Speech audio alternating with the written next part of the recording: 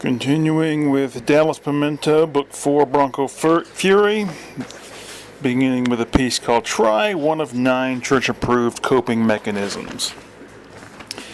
Ambulatory hats driven into the right-hand sleeve of Lyndon Franker's large shirt mumbled to each other in a near panic until Cabler, who wasn't really a hat at all but some kind of South American feline with a few well-turned neuroses, cleared his throat loudly and began addressing them in tones chosen to calm and inspire.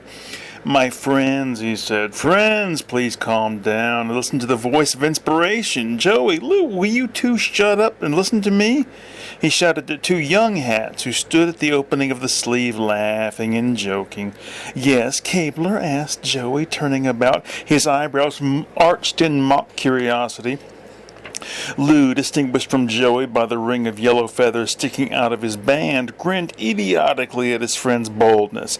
Each of the boys wore a string of alligator teeth. This made them look tough, they thought. "Thank you," responded the cat-like creature, who wore a baseball cap duct-taped to his head as it was too small for him, and a chain around his neck with the word hat spelled out in alphabet charms. "Now I'd like you all to remember—" "Oh my God!"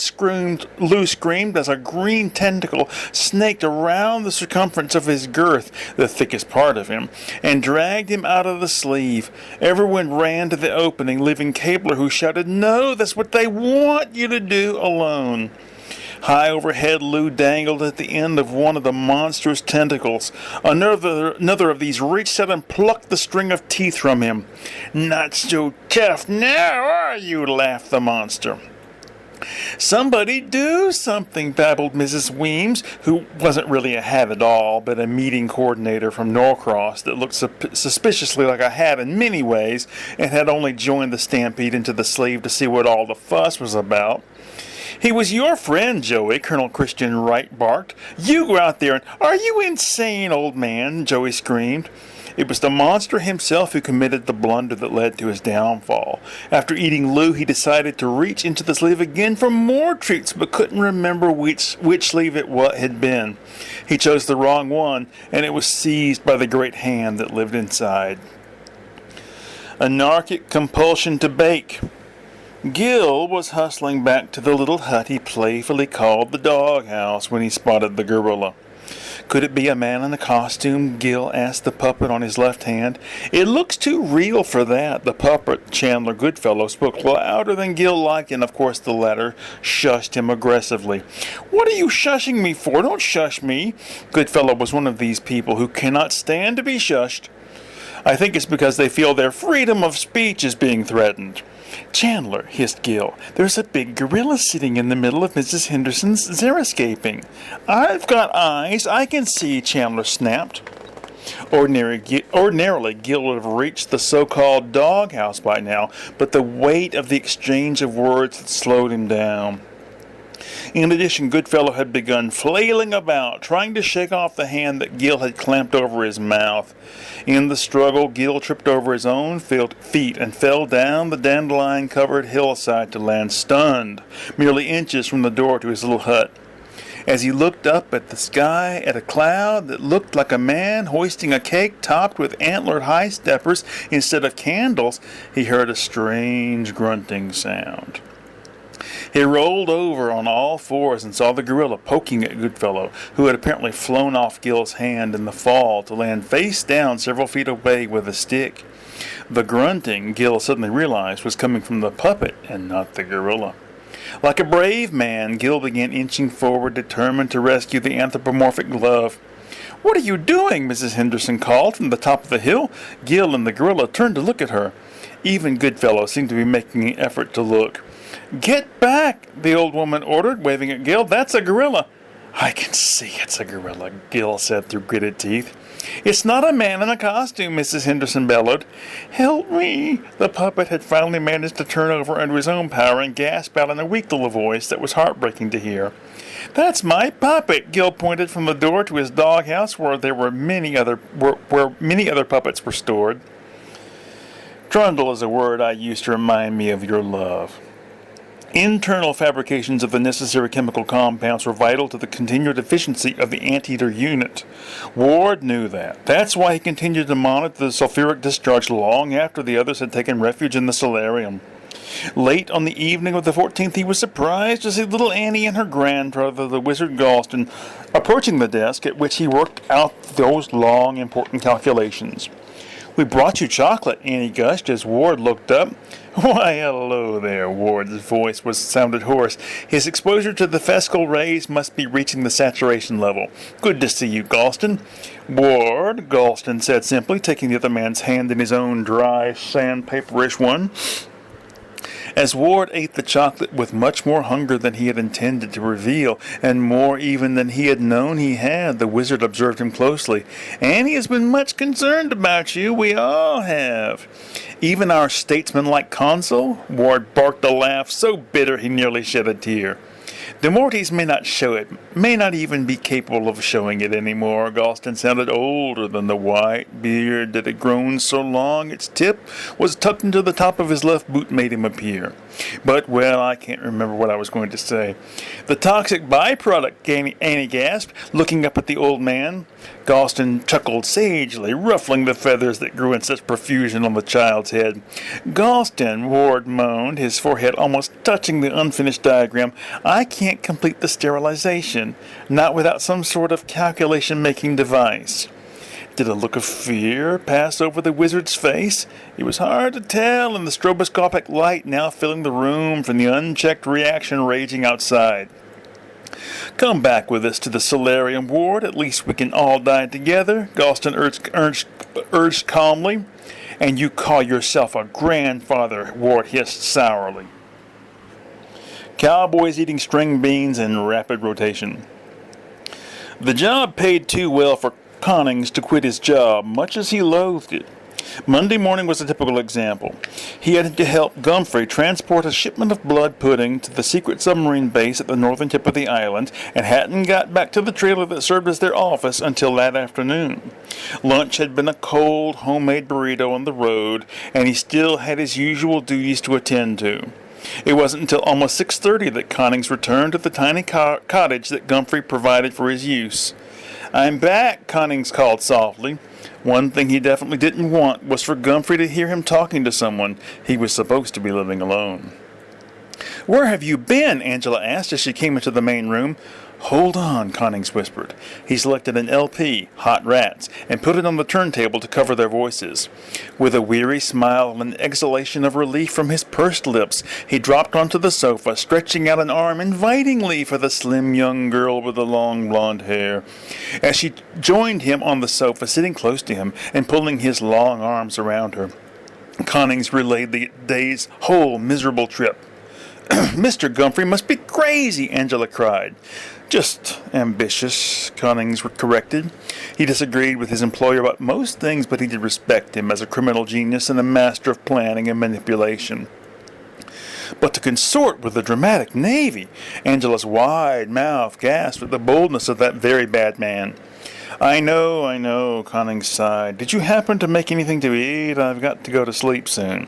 Angela sat up smiling happily. "I'm becoming a regular little housewife," she said. "Come and see." She drew him off the sofa into the little space in the kitchen where the table stood laden with a variety of good things. Connings was too hungry and tired to talk at first, but as he sat back in his chair after completing his meal, he started to talk to Angela about their getting married. "Seth," Angela began, using Connings' first name, but was interrupted by the buzz of the intercom. Gumphrey wanted to speak to his right-hand man. Limbs of the prophet more flouncy than before.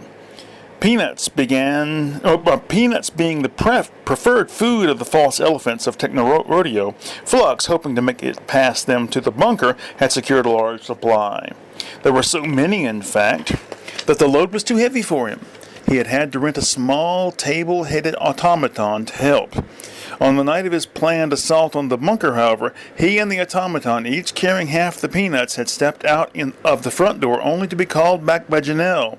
"And where do you think you're going?" she demanded, standing in the doorway in her comfortable bedclothes. "Tonight's the night, Janelle." Pluck sounded crazed. "Don't stop me now. I'm all liquored up." "I thought I smelled port." Janelle's eyes narrowed. "I'm Due back at the rental store in the morning, the automaton said, trying to help the situation along any way he could. Stay out of this, please, Flux instructed. I've got to go, Janelle. Will you wish me luck? In my experience, there's no such thing. Janelle's pajamas were patterned with armed Yodas and menacing Count Dooku's. Ha ha, Obi-Wan, very good. Flux suddenly wished he had time to stick around and talk. It was something he had wanted to do for several weeks, have a good long talk with Janelle. Good luck, Mr. O'Martian, Janelle said. She closed the door. Flux sighed deeply. He wanted to say something hateful, but he knew his voice might be heard outside. Instead, he turned to the automaton and instructed him to follow. As they reached the edge of the yard, the automaton said, "Women can be a bother." Flux snorted. "How would you know? I have heard the guys at the store talking about them many times." Not 10 paces later, they encountered the first of the fake elephants.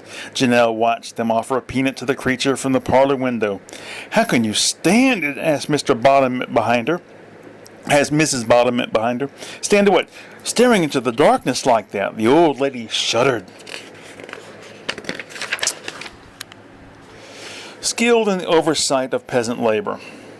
The prune bitch, hollowing down from the tiny window of her one-room apartment in the uppermost portion of the tower, made no sense at all to Lincoln Stratos and the boys from the Relaxation League.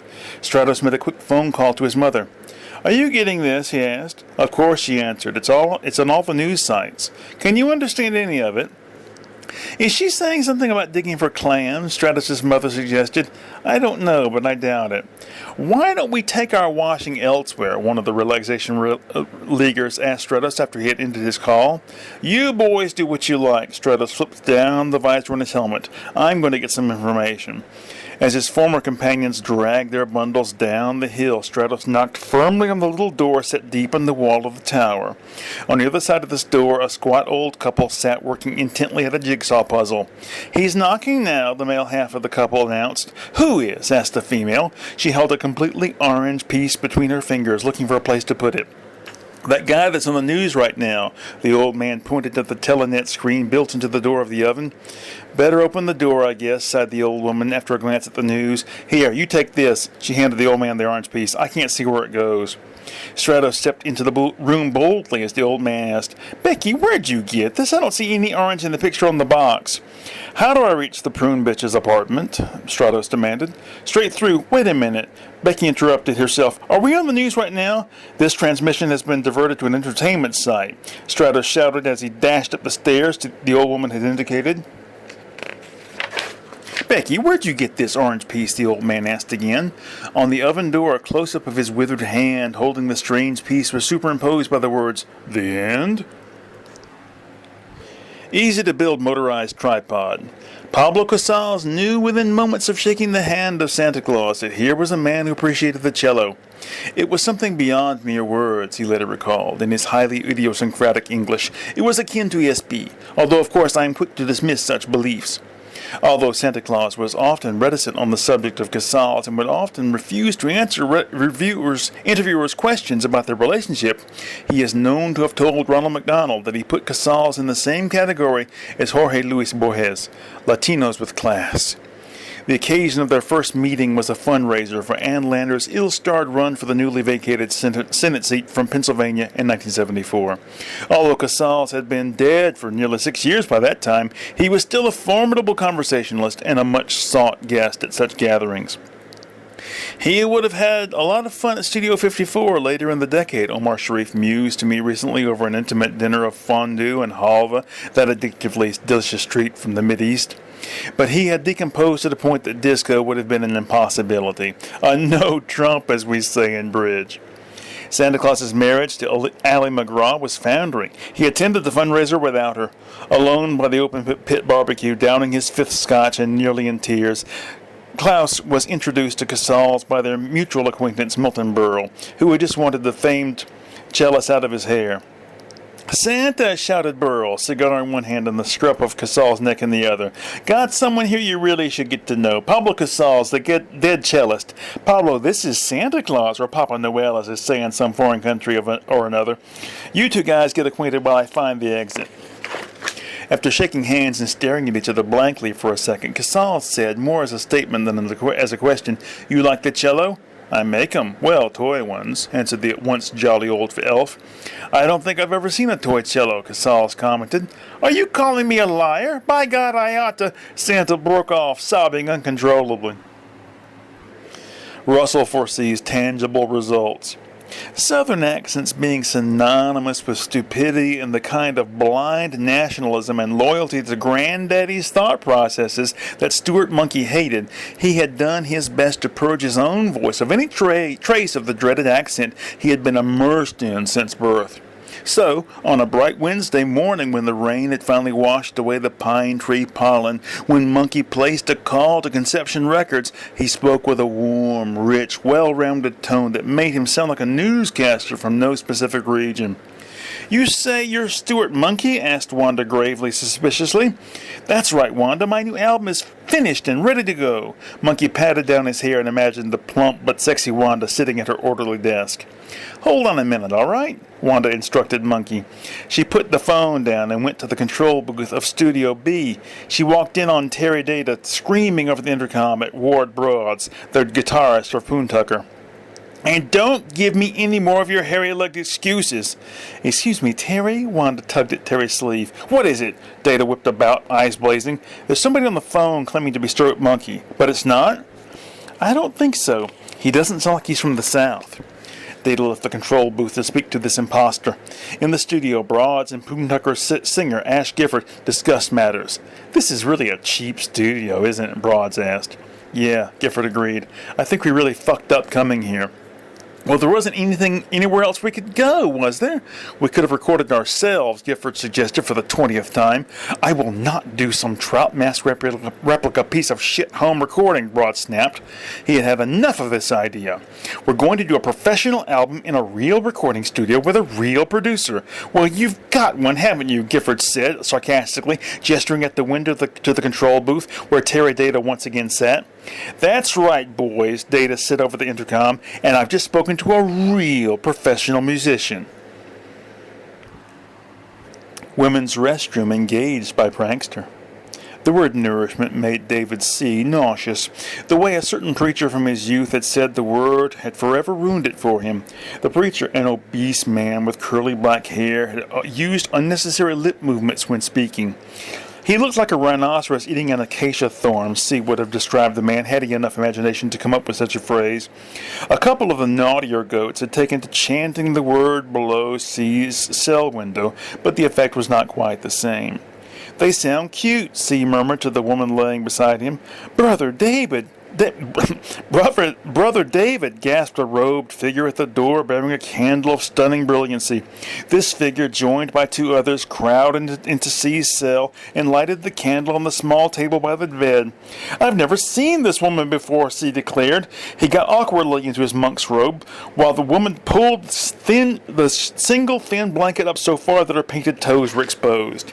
"How did you get in here?" C asked. "How did you get my clothes off?" "Brother David, we will take this matter up with the abbot," the first monk said sternly. "It was the devil!" C cried, as if having suddenly solved the mystery. "What are those goats doing down there?" Another asked another of the monks. "Begone!" he yelled, sending the two goats away laughing. "And you, woman, why do you not speak?" "She's a mute," David C answered for her.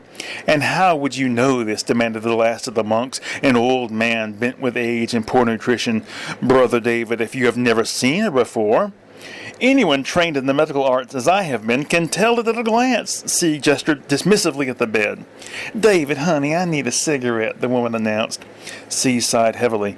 He reached under the bed and withdrew a box brimming with all manner of banned substances. "Want some Lortab?" C sardonically offered his soon-to-be former brothers as he fished out a pack of smokes. All right, we'll cut it off for today.